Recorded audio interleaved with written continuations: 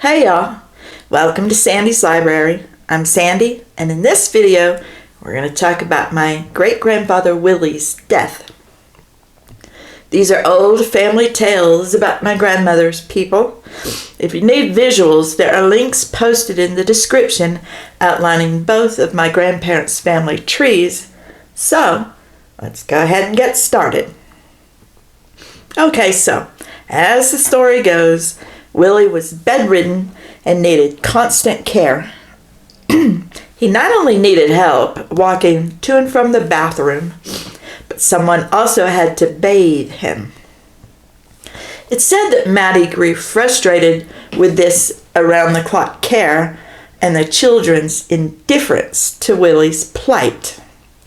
Okay, so I find it really hard to believe that my grandmother or any of her sisters would not care about Willie's health after he had the stroke. But I find that Aunt Allie reportedly had a hand in this story too. So, naturally, she likes to come out on top in all the stories that she tells. So, we'll just go with it and report the story as our half-cousin told it. And y'all, this is from our half-cousin's manuscript, but I've applied minimal editing for clarity's sake. Maddie wrote a letter to Allie Maddox, who was sitting with her daughter, Margie, in a hospital in Alexandria, Louisiana. Margie had been injured in an automobile accident and was pretty sick. Pretty sick? Well, that's putting it mildly. When that accident happened, Margie was about 6 months along with twins and ended up losing her babies because of that accident. Oh, and Margie would never have children after that loss either. But not a word of that in our half-cousin's manuscript. One would think Aunt Allie would have told him about that. She told everybody else. Nevertheless, Maddie advised that Allie had better come see her father because he was in pretty bad shape. Allie said that Maddie concluded her letter by saying, "I'll tell you, I'm not taking care of your daddy by myself in this shape." Yeah, that wasn't exactly what Maddie bargained for. She thought Willie was going to simply drop dead one day and she'd get half his estate. She hadn't counted on all this, y'all. So, as the story goes, that weekend, Allie left Margie all alone to go to Washita Parish to see her father, Willie. Give me a break. As if Morton Dickerson, Margie's husband, wasn't there with her. But anyway, once there, Allie told her stepmother, Maddie, "You're free to leave now. If you want to go, you could just take off. I'll go over and tell Sis what you're going to do. We'll either take him over to her house or Sally's." Allie reported that Maddie told her she wasn't going anywhere. Spoken like a true gold digger, y'all. Albeit a backwoods one. Hey, y'all, Maddie's never had anything in her entire life, and she sees the best gold mine she'll ever come across in Willie's land. See, Willie didn't have much money, but he was land rich. So, after Maddie says she's not going anywhere, Allie says, "I can't come up here and stay because Margie's in the hospital. As soon as she gets out, I'll come back up here and help out. But my goodness, I can't come right now." Okay, this doesn't even make sense to me. Maddie says she's not going anywhere, yet Allie starts ranting about how she can't stay there right now. Somebody left something out of this story. So, the next thing our half-cousin says is that a short time later, Allie left her job in Ruston, which, by the way, is nowhere near Alexandria, to help Maddie care for her ailing father. She never left day or night.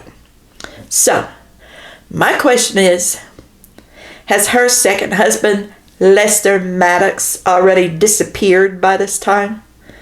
She also reported that Sally helped out too, but she had to go home at night to her husband. Every night, she says, Sally depended on Allie to watch and care for Willie. And then Allie starts ranting about Maddie's care of Willie. She says they had to keep watch over Willie day and night during the last week of his life because recently Maddie had accidentally given him too much medicine. Who said it was an accident? Look, y'all, Willie had his stroke in 1936, but he didn't die until 1946. Maybe Maddie was tired of taking care of him. I mean, the next bit of the story goes like this. The doctor came by to check on Willie and ended up giving him a shot. He told Maddie not to give him the bottled medicine because the shot would be effective for hours. So I'm guessing the shot was for pain. Anyway, as soon as the doctor left, Maddie was trying to give Willie the meds she'd just been told not to do. Yep, it sounds like an accident the first time, don't it? So, naturally, and Allie goes on and on and on about how she and Aunt Allie had to argue with Maddie to keep her from overdosing their father. Aunt Allie says, of course, I had to do all the arguing. Sally wouldn't say anything. She'd just stand there and let Maddie do whatever she wanted to do. Yeah, I don't believe that about Aunt Sally any more than I don't believe that my grandmother would not have gone down there and taken her father out of that house if she thought he was being mistreated. And nobody would have stopped her either. To me, this is just Aunt Allie doing her classic embellishment of the tale.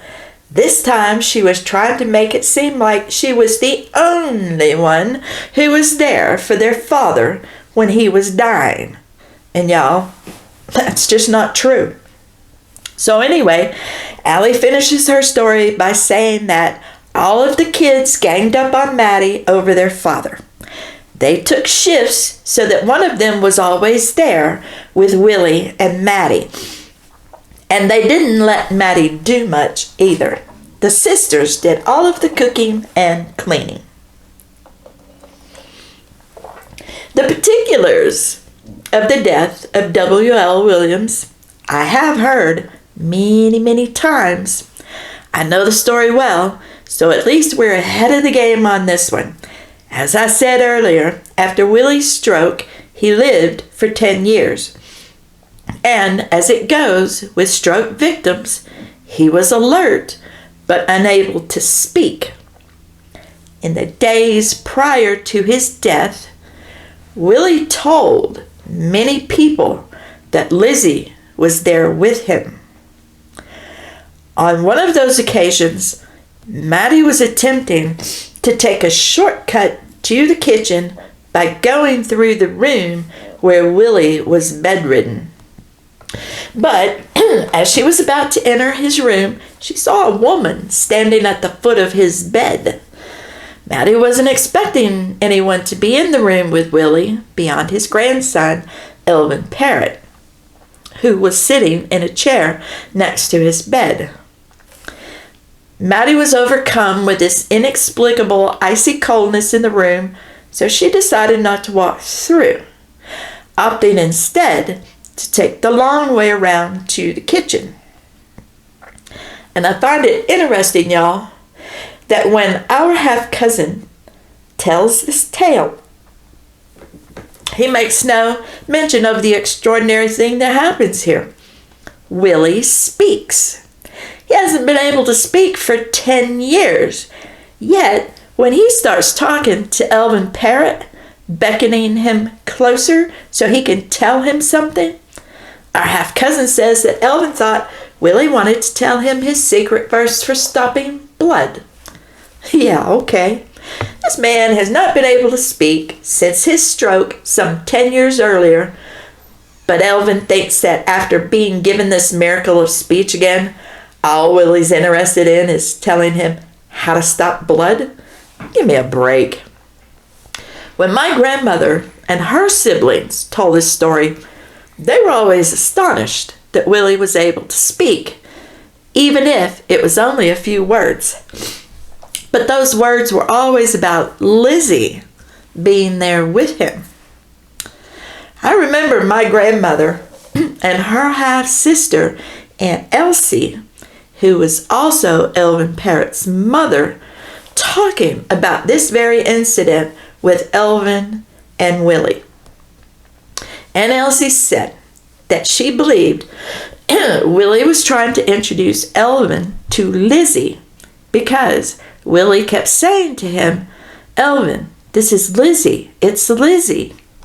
Meanwhile, Maddie's in the kitchen trying to figure out who their unannounced guest is. She tries to find a reasonable explanation and decides the mystery guest looks a lot like Lillian Carpenter Powell, Aunt Sally's daughter. So she decides that's who it must be. And just as a quick aside, Lillian looked amazingly like my great-grandmother Lizzie. But the comical bit in this story is when later that day, when Maddie asked Elvin who the mystery guest was, he remembered what Willie had said and comically replied, "Well, that was Lizzie."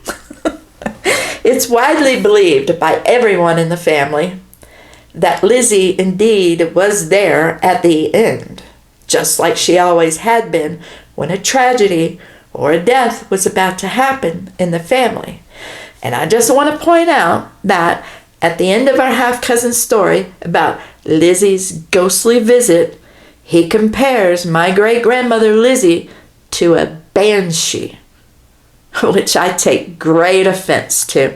But anyway, Dr. H.O. Taylor attended Willie from April 22nd, 1946 until his death on May 27th, 1946 at 5 p.m. Cause of death, paralysis due to chronic Bright's disease, which is basically kidney failure. My great-grandfather died in the rural community of Guyton, which is located in the southwest corner of Ouachita Parish, Louisiana. He did not die in Jackson Parish, like many distant relations record in their genealogical records. See, the problem stems from the fact that people in southwest Ouachita Parish have an Eris mailing address. And I just want to confirm that even though the town of Eris is and always has been located in Jackson Parish, the Williams farm that birthed the Williams family cemetery is and always has been located in southwest Ouachita Parish. I grew up in the same area, and even though we lived in Ouachita Parish, our mailing address was Eris, Louisiana. Please note, the post office in Eris, which is in Jackson Parish, serves parts of western Ouachita Parish since around 1900. But anyway, the Williams family, for the most part, lived in Ouachita Parish, though, rather than Jackson Parish. So anyway, it's 1946, Willie's gone, and so begins the feud over Willie's estate, which we're going to get into in the next video. So, stay tuned. Later, Gators.